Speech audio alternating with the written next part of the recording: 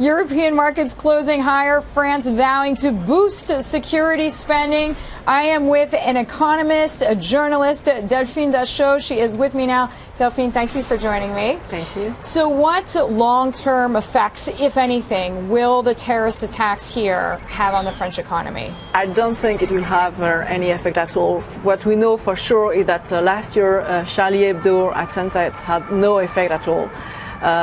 Consumption is resuming in France after a very deep and long crisis. It's just the economy is just starting to recover. Because that's why some people say, in addition to the human tragedy and the cultural tragedy, really, that this was on Friday, that it's an economic one as well, that France was just starting to turn. And we do know tourism is 7.5% of GDP. Yeah, we had good figures on Friday, and I think it's going to be confirmed. So it may be, obviously it's very early to know, but I think it's only a very short-term effect. Like, we had some flight cancellations, but things are just reported, postponed.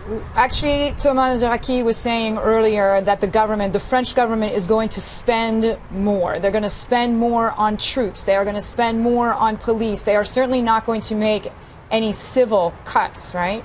Absolutely. François Hollande decided not to cut the jobs he had planned to cut, and obviously it may have a consequence on our fiscal spendings, but I think European Union is going to tolerate that. So we're speaking very logically about the economy, but you and I spoke earlier, and one of your friends actually had a child who was killed at the concert hall. How do you see this as an economic crisis and as a personal and cultural crisis? I think it's very true. It's what was targeted on Friday is a lifestyle, and it's our youth. Most victims are very young people. It was in a district where everybody mixes. I mean, they're really alive. I mean, it's young people, but literally from all over the world. Yeah, it's a blend of communities that live together.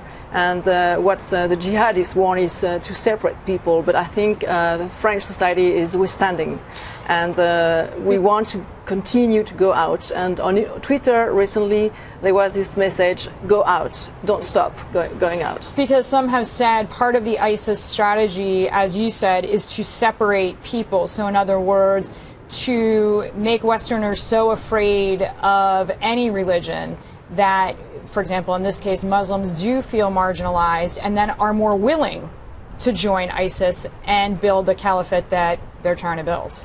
It is obviously a risk that the extreme parties take opportunity of that. But I think you have to keep in mind that we have 5 million Muslims in France who live quietly, and it's only a very tiny minority who are tempted by extremism. About 8%. Yeah. And I know you were telling me you had amazing, just in your professional life, sort of show of force from Americans who just said, we're with you, we lived through this with 9/11, we understand what you're going through. Yes, it's very nice. We feel a very nice comfort from everybody, especially Americans. Messages, bunches of flowers, a lot of support internationally. It helps a lot. We are connected. Delphine, thank you so much. Delphine Dechaux joining me there, economist and journalist.